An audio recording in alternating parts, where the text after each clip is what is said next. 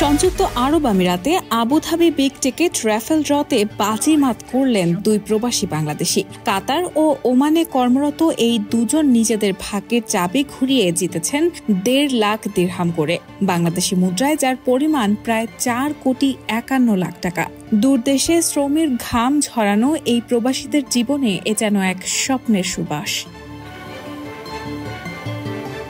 শনিবার মধ্যপ্রাচ্য ভিত্তিক সংবাদ মাধ্যম গালফ নিউজের প্রতিবেদনে বলা হয়েছে, আবুধাবির বিগ টিকেট রাফেল ড্রতে ওমান ও কাতারে বসবাসকারী এই দুই প্রবাসী বিগ টিকেটের সাপ্তাহিক ড্রয়ে প্রত্যেকে ১.৫ লাখ দিরহাম করে জিতেছেন। পুরস্কার জয়ী দুজনের একজন মিনহাজ চৌধুরী, যিনি ১৫ বছর ধরে ওমানে কর্মরত। বিগ টিকিট কর্তৃপক্ষের ফোন পেয়েই প্রথমে তিনি ভেবেছিলেন বুঝি গ্র্যান্ড প্রাইজটাই জিতেছেন, যদিও পরে জানতে পারেন এটি সাপ্তাহিক ড্রয়ের পুরস্কার। তবুও তার উচ্ছ্বাসে ভাটা পড়েনি একটুও।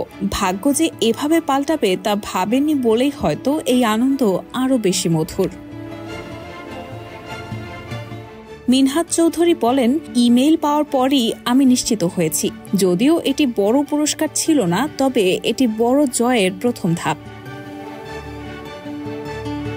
তিনি জানান ৪ বছর ধরে টিকিট কিনছেন তিনি। মিনহাজ ও তার ১০ বন্ধু মিলে একসঙ্গে টিকিট কেনেন। এই অর্থে নতুন বাড়ি তৈরি এবং দাতব্য প্রতিষ্ঠানে অনুদান দেওয়ার পরিকল্পনা আছে তার। মিনহাজ বলেন, আমি কখনো ভাবিনি যে জিতব, কিন্তু আমি জিতেছি।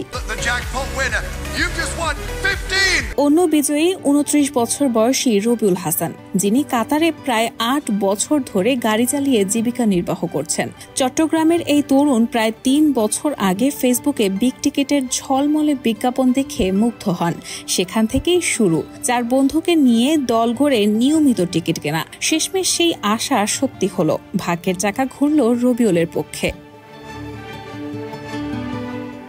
বিজয়ী হওয়ার খবর শুনে রবিউল আনন্দে আত্মহারা। তিনি বলেন, এটা ভাষায় প্রকাশ করার মতো নয়, আমি উত্তেজনায় লাফাতে পারতাম। রবিউল হাসান জানান, তিনি ৩ বছরের বেশি সময় ধরে পরিবারের সঙ্গে ছুটি কাটাতে পারেননি।